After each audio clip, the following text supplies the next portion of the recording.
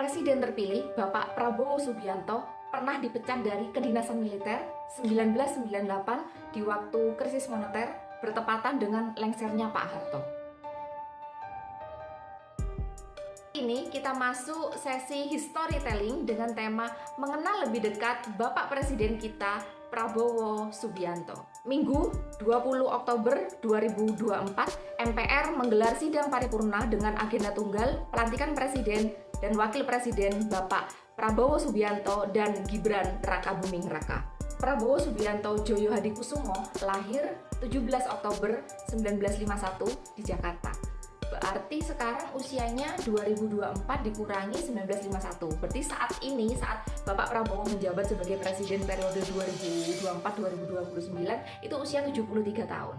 Prabowo yang waktu kecilnya dipanggil Bowo, dia adalah anak ketiga dari 4 bersaudara. Anak pertama dan kedua itu cewek, yang ketiga Prabowo, yang keempat itu adik laki-laki Prabowo yang bernama Hasim Joyo Hadikusumo. Mereka berempat lahir dari Ibu Dora Mary Sigar yang usia 12 tahun. Ibu Dora pergi ke Belanda dan melanjutkan studinya di Utrecht, Belanda, mendalami ilmu keperawatan bedah. Tetapi pada saat sesudah menikah, Ibu Dora memutuskan menjadi ibu rumah tangga full mom untuk merawat keempat anaknya dan mendampingi suaminya.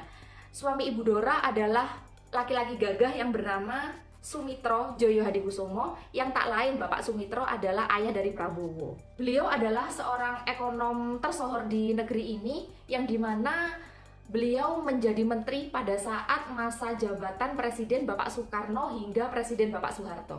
Menteri Perdagangan, Menteri Koordinator Ekonomi Keuangan, hingga menjadi Menteri Riset dan Teknologi. Ayahnya Sumitro berarti kakeknya Prabowo, dia adalah Margono Joyo Hadikusumo. Beliau adalah pendiri Bank BNI, Bank Negara Indonesia, yang dimana dari awal berdiri hingga saat ini masih menjadi perbankan BUMN dengan ekonomi yang sehat. BNI, Bank Negara Indonesia, kalau dilihat dari logonya yaitu yang warnanya orange itu membentuk angka 46, itu artinya memang Bank BNI itu didirikan pada tahun 1946. Keluarga Joyo Hadikusumo adalah keturunan dari Raden Tumenggung Kertanegara IV, salah satu panglima dari Laskar Pangeran Diponegoro. Diponegoro, bukan di Ponorogo ya, jangan sampai salah ya, soalnya mirip-mirip. Berarti Trah Joyo Hadikusumo, yaitu keluarga besar dari Bapak Prabowo Subianto, itu bukan keluarga biasa-biasa aja guys. Jadi memang benar-benar keluarga, bisa dikatakan keluarga ningrat, keluarga pangeran, dan itu banyak banget berjasa dalam pembangunan Indonesia, terutama dalam perlawanan penjajahan. Karena Bapak Sumitro, ayahnya Prabowo, itu benar-benar orang yang sibuk. Jadi Prabowo kecil itu hidupnya berpindah-pindah luar negeri ya, bukan cuma antar kota di Indonesia, tapi berpindah-pindahnya itu di luar negeri mengikuti dinas kerja ayahnya. Selain sibuk sebagai menteri, Bapak Sumitro juga sebagai penulis buku. Beliau adalah seorang ekonom yang kritis. Ekonom itu pengamat ekonomi. Jadi buku-bukunya itu banyak bertemakan ekonomi pembangunan di Indonesia. 1957 sampai 1960 Prabowo sekolah SD di Singapura. 1960 sampai 1962 Prabowo melanjutkan SD-nya di Hong Kong. Bowo kecil sudah menunjukkan ketertarikannya dalam dunia militer. Dia suka main perang-perangan, tembak-tembakan, dan dia juga tidak segan untuk meminjam bedil dari ayah temannya yang anggota militer. Temannya juga bilang kalau Bowo adalah seorang anak laki-laki yang pemberani, namun cepat marah, walaupun sih marahnya tuh cepat hilang. 1962 sampai 1964 Prabowo melanjutkan SMP-nya di Victoria Institute Kuala Lumpur, Malaysia. Pada saat itu hubungan Indonesia dengan Malaysia lagi panas-panasnya karena Presiden Soekarno menentang Malaysia untuk membentuk negara federal Malaysia yang terdiri dari Malaysia, Singapura, Brunei, Sarawak, dan Sabah. Karena keadaan ini, Bowo kecil sering dibully oleh teman-temannya, anak-anak Malaysia yang tidak suka kepada Presiden Soekarno. Di dalam buku yang ditulis oleh Sumitro, ayah Prabowo, di buku ini, Prabowo bilang kepada ayahnya, "Aku tahu papi berseberangan dengan Presiden Soekarno, tapi aku tidak tahan mereka, anak-anak Malaysia, meledek negara kita. Apabila untuk 1 tahun ke depan, aku masih berada di Malaysia, masih sekolah di sini, aku akan menjadi pro Soekarno." Akhirnya 1964 sampai 1966 Prabowo melanjutkan SMP-nya di International School of Zurich di Swiss. 1966 sampai 1968 Prabowo melanjutkan SMA-nya di American International School of London. Setelah tamat SMA, Prabowo diterima di 3 universitas di Amerika. Tapi ketiga-tiganya itu nggak dimasukin sama Prabowo. Prabowo bilang kepada Sumitro bahwa dia ingin melanjutkan studinya di jalur militer. Awalnya Sumitro menolaknya, tapi akhirnya Sumitro memberikan restunya. 1970, Bowo memutuskan untuk balik ke Indonesia, melanjutkan studinya di Akademi Angkatan Bersenjata Republik Indonesia atau disingkat ABRI di jalur darat yang terletak di Magelang, Jawa Tengah. Kalau sekarang namanya sudah berubah ya menjadi Angkatan Militer Nasional, biasa disebut AKMIL. Salah satu hal yang membuat Prabowo tertarik dalam dunia militer karena pamannya yang bernama Kapten Subianto Joyo Hadikusumo adalah seorang TNI Angkatan Darat. Jadi pada saat kecil, Prabowo kecil itu sering main ke rumah pamannya itu, melihat di dinding ada pajangan-pajangan tentang militer, tentang tentara, kan biasanya kan kayak ada yang ada di figura, udah itu piagam-piagam penghargaan punya pamannya. Jadi dia itu secara naluri tertarik, dan juga memang dari kecil dia kan memang suka main perang-perangan, main tembak-tembakan. Namun pada akhirnya Kapten Subianto gugur dalam pertempuran Lengkong di usia yang masih relatif sangat muda. Pertempuran Lengkong itu adalah pertempuran TKR. Kalau dulu kan bukan TNI ya, tapi namanya TKR. TKR itu Tentara Keamanan Rakyat yang melawan Jepang dulu. Jadi pertempuran ini terjadi di desa Lengkong, maka dari itu namanya pertempuran Lengkong. Di Akabri, Prabowo bertemu dengan teman seangkatannya yaitu SBY, Bapak Susilo Bambang Yudhoyono yang berasal dari Pacitan, Jawa Timur. Menurut Prabowo, Bapak SBY itu selalu menjadi yang terbaik, perwira terbaik, bahkan Bapak SBY menjadi lulusan taruna terbaik di 1973. Walaupun Prabowo termasuk sosok yang pintar, tapi banyak yang bilang, termasuk dirinya sendiri, kalau Prabowo itu termasuk anak yang nakal. Bahkan sampai ada omongan turun-temurun. Apabila ada 100 taruna yang dihukum, salah satunya pasti ada Prabowo. Apabila ada 30 taruna dihukum, pasti salah satunya ada Prabowo. Apabila ada 10 taruna dihukum, sudah pasti salah satunya ada Prabowo. Dan kalau ada 1 taruna yang dihukum, yaitu Prabowo. Nah, kenakalan itu Prabowo harus menambah masa pendidikannya selama 1 tahun. Harusnya kan lulusnya bareng sama Pak SBY kan, 1973. Karena sering mendapatkan hukuman, Prabowo jadi lulusnya itu tahun 1974. Jadi istilahnya telat lulus. Mantan tim gabungan pencari fakta kerusuhan Mei 1998, Hermawan Sulistyo, membocorkan bahwa Pak Prabowo itu lulusnya bisa telat 1 tahun karena dapat hukuman pernah ngebukin Pak SBY. Pak Hermawan ini bilang saat masih di Akabri, Prabowo itu pernah ngebukin Pak SBY. Hal ini berawal dari Pak Prabowo dan ketiga temannya itu kabur ke Jakarta untuk mendatangi acaranya Titik Soeharto. Kaburnya itu ketahuan sama Gubernur Akabri saat itu, Bapak Letnan Sarwo Edi Wibowo. Pak Sarwo itu adalah ayah dari Ibu Ani Yudhoyono yang ternyata nanti jadi bapak mertuanya Pak SBY. Pas ketahuan, Prabowo dengan teman-temannya itu bingung, kok bisa ketahuan ya? Tiba-tiba mereka ingat, kemungkinan ini yang bocorkan ini Pak SBY, karena Pak SBY itu sempat diajak untuk kabur, tapi Pak SBY nggak mau. Jadi Pak Prabowo itu merasa jengkel, aksinya itu dilaporkan kepada Letnan. Jadi akhirnya Pak Prabowo itu dihukum. Maka dari itu Pak Prabowo ngebukin SBY. Itu sih katanya Pak Hermawan ya. Tapi juru bicara Presiden Pak SBY saat itu, Bapak Julian Aldrin Pasya, menyangkal kalau tuduhan itu tidak benar. Jadi sebenarnya yang benar siapa, itu yang bisa menjelaskan adalah Pak Prabowo sama Pak SBY, yang tahu kenyataannya sebenarnya seperti apa itu cuma mereka berdua ya. Setelah lulus dari Akabri 1974 dengan pangkat Letnan 2, Prabowo dikirim ke Timur Timur. Kalau zaman sekarang, tentara-tentara muda yang baru selesai masa pendidikannya di Akmil itu kan dikirimnya ke Irian Jaya ya, kalau dulu di Timur Leste. Kenapa sekarang di Irian Jaya, dulu di Timur Leste? Karena kalau sekarang Timur Leste itu sudah terpisah dari Indonesia, jadi dia itu sudah membentuk negara sendiri. Prabowo bergabung dengan pasukan Kopasanda, pasukan elit Angkatan Darat, yang sekarang itu namanya jadi Kopassus, Komando Pasukan Khusus, dengan tugas utama menjadi komandan peleton pada grup 1 dan menjadi bagian dari pasukan operasi Nanggala di Timur Timur.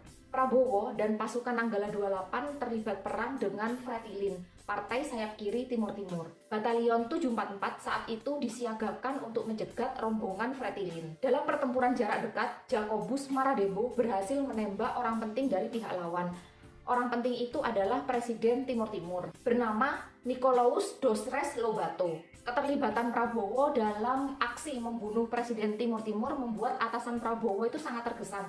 Prabowo dinilai sebagai pemuda yang gigih, semangatnya begitu membara memperjuangkan kemerdekaan Indonesia. Prabowo menjadi lebih bersemangat dan merasa tidak salah pilih dalam karir militer.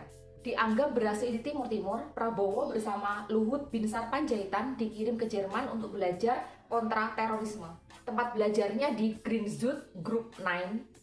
Ini ya tulisannya, kalau saya salah dalam pengucapannya maaf ya, karena sulit ini diucapkan. Ketika mereka belajar di Jerman 1981 terjadi pembajakan pesawat Woyla. Pembajakan pesawat Woyla itu pembajakan pesawat Garuda Indonesia berjenis Woyla yang terjadi di Indonesia.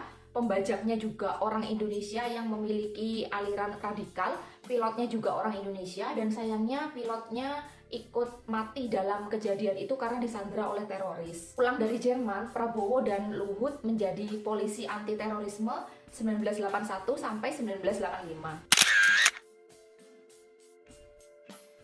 Sejak tahun 1980, Prabowo dikabarkan pernah dekat dengan wanita asal Jogja. Namun, saking sibuknya Prabowo dengan kepentingan negara, akhirnya hubungan itu tidak berlanjut. Selanjutnya, pernah dekat dengan beberapa wanita, tapi ya ujung-ujungnya putus di tengah jalan.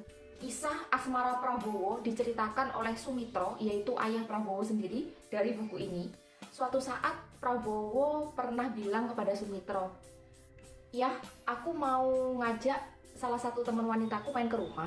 Teman perempuanku ini adalah salah satu murid ayah." Ternyata teman perempuan yang diajak main ke rumahnya Prabowo itu adalah Titik Soeharto, yaitu anak perempuan dari Presiden Bapak Soeharto. Mengetahui hal itu, Sumitro sangat mendukung. Bahkan Sumitro bilang kepada Prabowo, "Kalau kali ini kamu gak serius, payah kamu itu." Bahkan Ibunda Prabowo, Ibu Dora Mary Sigar, juga setuju dengan Prabowo. Dia suka sama Titik karena Titik dinilai pribadi yang sangat sopan dan tidak sombong. Beberapa hari kemudian ada acara di Istana Negara. Tiba-tiba Ibu Tin Soeharto, berarti istri dari Bapak Soeharto, Bu Tin mendekati Sumitro dan berbisik mengenai kedekatan Prabowo dengan Titik. Akhirnya Sumitro tanya kepada Prabowo, "Nak, kamu ini beneran kan serius sama Titik?" Kemudian Prabowo menjawab, "Iya ya, aku tuh serius, ntar lagi aku lamar." Suatu hari, Prabowo datang sendirian menemui Titik di rumahnya. Mungkin maksudnya itu seperti anak remaja datang bawa bunga terus bilang ke ceweknya, "Will you marry me?" Kocak juga ya Pak Prabowo itu. Prabowo kaget, ternyata nggak bisa melamar Titik seorang diri. Harusnya yang datang itu keluarga Prabowo datang ke rumah keluarga Titik. Pada saat itu Bu Tin terlihat senang sekali. Dan akhirnya lamaran keluarga Sumitro diterima oleh keluarga Bapak Soeharto. Setelah 2 tahun pacaran, akhirnya Titik Soeharto menikah dengan Prabowo 8 Mei 1983 di Taman Mini Indonesia Indah. Dari pernikahan mereka, lahirlah seorang anak laki-laki yang bernama Regowo Hedi Prasetyo atau biasa dipanggil Didit Prabowo. Prabowo menjalani masa pendidikan di Akademi Militer Magelang di Jawa Tengah dari tahun 1970 sampai 1974. Kalau dilihat-lihat ya fotonya Pak Prabowo yang ini itu mirip banget seperti Al-Ghazali, anaknya Ahmad Dhani. Kalau menurut aku sih mirip. Coba ya, aku sandingkan fotonya. Beneran mirip ya? Gimana kalau menurut Anda semua mirip apa enggak? Setelah selesai masa pendidikan, bergabung dengan Kopasanda yang sekarang namanya jadi Kopassus, kemudian dikirim ke Timur Timur. Misi yang dilakukan Prabowo di Timur Timur berhasil. Setelah itu Prabowo menikah, dan setelah menikah Prabowo dikirim lagi ke Timur Timur. Pak Soeharto menitipkan Prabowo kepada Panglima ABRI yang bernama Beni Murdani untuk dijaga. Mengamati kinerja Prabowo di Timur Timur, Benny Murdani menilai Prabowo bisa terancam bahaya karena sikapnya. Karena itu Prabowo ditarik dan dipulangkan ke Jakarta. 1985, Prabowo berusia 36 tahun menjadi Komandan Batalion Infanteri Lintas Udara 328 Kostrad. 1987 dipromosikan kembali dengan jabatan yang sama tetapi dengan pangkat mayor. Setelah itu, Prabowo menjabat sebagai Kepala Staf Brigadir Infanteri Lintas Udara 17 Kujang 1 Kostrad. Kemudian menjadi Komandan Grup 3 Pusat Pendidikan Kopassus dengan pangkat Letnan Kolonel. 1991 menjadi Kepala Staf Brigadir Infanteri Lintas Udara 17 yang bermarkas di Cijantung. 1993, Prabowo kembali ke Kopassus sebagai Komandan Grup 3 Sandi Yuda. Selanjutnya, Prabowo menjabat sebagai Wakil Komandan di bawah kepemimpinan Brigadir Agung Gumelar dan Brigadir Jenderal Subagio Hadisiswoyo. 1994, Prabowo dipercaya menjadi Wakil Komandan Kopassus dengan pangkat Kolonel. Gak lama kemudian, Prabowo naik sebagai Komandan Kopassus dengan pangkat Brigadir Jenderal. Desember 1995, Prabowo diangkat sebagai Komandan Kopassus dengan pangkat Mayor Jenderal, yang tugas utamanya membebaskan 26 orang yang terdiri dari 10 orang Lionet 95, 3 orang periset UNESCO, dan 13 orang warga desa yang disandra oleh organisasi Papua Merdeka. Peristiwa ini terjadi di desa Mapenduma sehingga disebut Operasi Mapenduma. 1995, hubungan Sumitro dengan Soeharto sudah mulai merenggang.